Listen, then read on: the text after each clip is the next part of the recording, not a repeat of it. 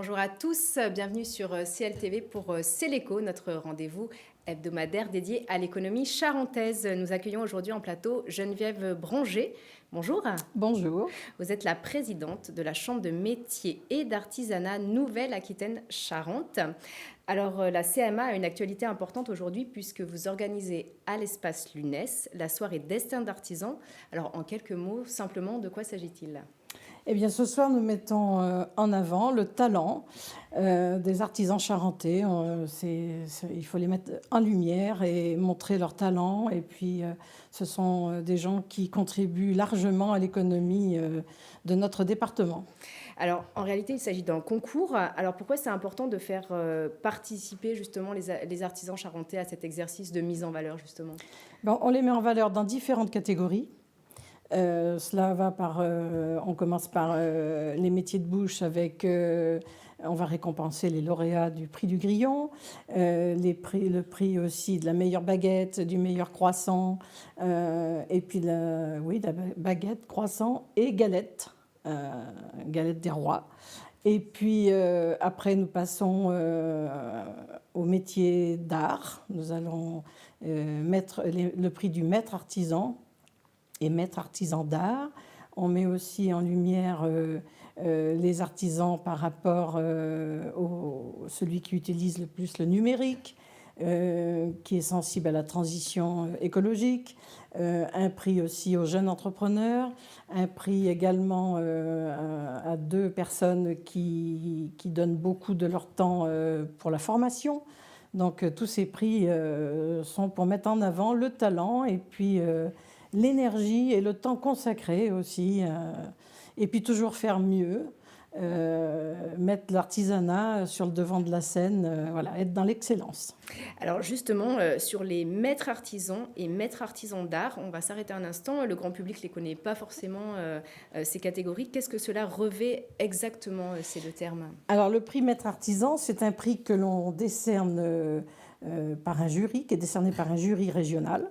C'est le A rouge que l'on voit collé sur les vitrines des magasins. Et donc, soit la personne, l'artisan, doit avoir au moins 10 ans d'expérience, avoir formé des apprentis. Il y a certains critères à respecter pour avoir ce A rouge. Et alors, ou alors 2 ans seulement, au bout de 2 ans d'activité, on peut l'avoir si l'artisan a un brevet de maîtrise ou un brevet professionnel. Mais voilà, donc il faut passer par un jury et le A rouge est vraiment délivré sur dossier. Et donc les maîtres artisans d'art, ça c'est autre Et chose. alors ça, le maître artisan d'art, c'est décerné par l'Institut national des métiers d'art. Il faut être reconnu par l'Institut national des métiers d'art. Et voilà, donc c'est comme ça, c'est à ce titre que l'artisan, maître artisan, le label est décerné. Et justement, ces métiers d'art qui sont très particuliers, est-ce qu'ils se perpétuent aujourd'hui correctement, Oui. y compris en Charente ? Est-ce qu'il y a des jeunes pour Ah suivre oui, cette oui. Et filière ? puis il y a un engouement ces temps derniers pour tout ce qui est travail de qualité, l'artisanat d'art ou l'artisanat aussi tout court, la proximité, les produits de qualité, voilà, le savoir-faire est sur le devant de la scène, est remis au goût du jour. Alors, c'est la première édition de cette soirée Destin Oui. d'artisans dans cette forme, ce soir. Oui, ce soir, oui, c'est la première fois. Et j'espère le perpétuer au moins voilà, 2 ou 3 fois avant la fin de mon mandat. Alors, vous êtes présidente de la CMA, on le disait, depuis 2016. C'est Oui. votre second mandat. Et l'un de vos chevaux de bataille, vous le dites souvent, c'était de revenir aussi à la proximité avec les artisans, aller les voir chez eux, dans leurs Oui. ateliers. On vous a suivi à Charente Libre sur plusieurs de ces rencontres. Pourquoi c'est important aussi de pousser la porte de ces artisans ? Alors c'est important, c'est aussi aller prendre le pouls des entreprises. Nous sommes toujours très bien reçus. Et puis là, on se rend compte réellement du travail, de la passion, parce que souvent ce sont des métiers de passion. Et on se rend compte du travail, de l'exigence des artisans dans leur travail. Leurs difficultés souvent, ce qui revient le plus souvent, c'est la difficulté à recruter. Ça, c'est un vrai souci.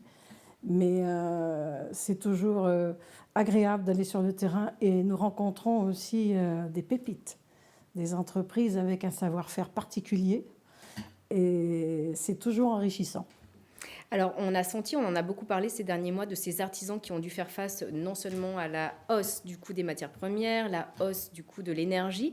Est-ce que vous avez le sentiment que cette période de turbulence, eh bien, elle est un peu derrière nous, en tout cas pour les artisans, ou bien est-ce que vous sentez tout le temps toujours des professionnels un peu dans le rouge et qui sont un petit peu sur les dents aussi par rapport à ces questions? Alors, quelquefois, vous savez, souvent les artisans ne manifestent pas souvent leurs problèmes, mais la difficulté est souvent dans la trésorerie, moins de trésorerie.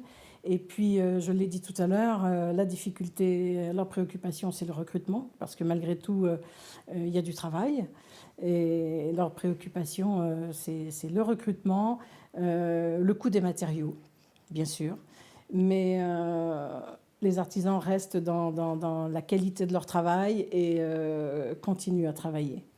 Alors, on va rappeler également en quelques chiffres le poids du secteur artisanal en Charente. Combien sont-ils tout simplement aujourd'hui dans le département? Environ 10 000. Donc ça fait beaucoup, c'est beaucoup. un secteur important Oui, qui a son poids. Oui. Est-ce que ce chiffre est en recul ou en progression? Non, il est en progression. L'année dernière, on a eu 1127 inscrits. Ça, c'est voilà, un chiffre précis. Alors, est-ce que selon vous, selon votre regard, l'artisanat, il séduit toujours les jeunes générations? Oui, parce que l'apprentissage a du succès. Nos sections fonctionnent bien.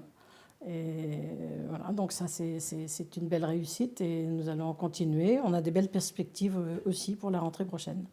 Alors, est-ce que, on va dire un petit mot également toujours de cette problématique de la reprise-transmission qui vous préoccupe et que vous accompagnez toujours aujourd'hui à la Chambre de métier? Alors, je le rappelle, en Charente, 30% des patrons d'entreprises artisanales ont plus de 55 ans et sont donc confrontés à la transmission de leur affaire. C'est donc un enjeu majeur pour l'économie du territoire dans les prochaines années. C'est une donnée à prendre en compte. Comment vous le faites à la Chambre de métier? Alors effectivement, il y a plus de création que de reprise d'entreprise. Au départ, forcément, ça représente moins d'investissement financier, le coût est moindre. Mais la reprise d'entreprise, c'est quand même important parce que ce sont des entreprises qui ont pignon sur rue, qui ont souvent du personnel, qui ont un savoir-faire à transmettre, du matériel, enfin toute cette richesse, tout ce patrimoine aussi.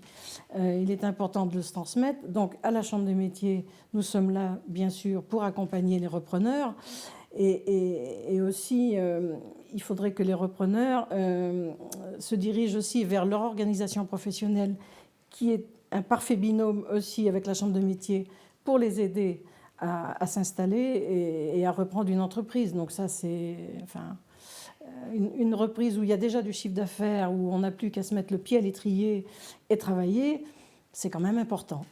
Et justement, vous le dites, il faut quand même penser à anticiper cette reprise-transmission. Oui. Et il y a des étapes à ne pas griller. En gros, il faut y aller step by step, étape par étape. Oui, parce que l'organisation professionnelle, c'est une adhésion qui est juste volontaire, qui n'est pas obligatoire, certes, mais quand on s'installe, que ce soit pour une création ou pour une reprise, il ne faut pas s'isoler. Il faut s'entourer de compétences et de conseils. Donc l'organisation professionnelle est là spécifiquement pour aider le repreneur dans son métier. Alors pour de jeunes artisans par exemple qui ne connaîtraient pas peut-être encore la Chambre des métiers aujourd'hui, comment justement vous déclinez un peu cet accompagnement avec les artisans? Je ne parle pas seulement de la reprise-transmission, mais il y a des conseils, des formations, du soutien à des questions complexes peut-être comme la trésorerie, c'est pas toujours évident, la comptabilité. Alors la Chambre de métiers, c'est la maison des artisans. Donc tout au long de sa vie, il faut penser à se former. Et donc la Chambre des métiers, à divers titres, aide les artisans, que ce soit dans la gestion, que ce soit du côté commercial, pour apprendre à vendre, pour apprendre à faire un rayon, pour apprendre pour les stages hygiène, pour les stages... voilà, il y a diverses formations tout au long de la vie que nous pouvons apporter à la Chambre de métiers. Alors pour vous, quels sont aujourd'hui les plus gros écueils pour un artisan aujourd'hui? On les dit souvent aussi un peu esselé, à devoir faire face à de la gestion humaine, administrative, tout en étant forcément un petit peu seul à la barre. Oui, ben c'est ça. Donc pour un artisan, il est multicasquette. Voilà. Il arrive dans son entreprise, il faut qu'il sache acheter, qu'il sache vendre, qu'il sache gérer du personnel, qu'il fasse de la gestion. Donc c'est à tous ces titres, nous sommes là pour les aider à se former dans tous ces domaines. Alors, avant de se quitter, nous allons jeter un œil à la page Entreprendre du jour.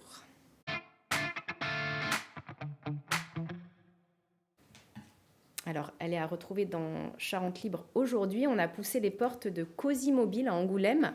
La société spécialisée dans la conception et la production de mini-caravanes et créée en début d'année fait un très très beau départ. Et donc, c'est une aventure à découvrir dans notre page Entreprendre du jour dans votre quotidien, bien évidemment. Geneviève Branger, vous avez été vous-même de longues années dans ce domaine de l'artisanat, donc il n'a plus aucun secret pour vous. Quel est le meilleur conseil que vous donnez aujourd'hui aux artisans charentais? Si on devait en retenir un, parce que j'imagine que vous en donnez de nombreux. Alors, ne pas s'isoler, y croire. Quand on s'installe comme ça, hein, bien, quelque part, c'est un petit grain de folie.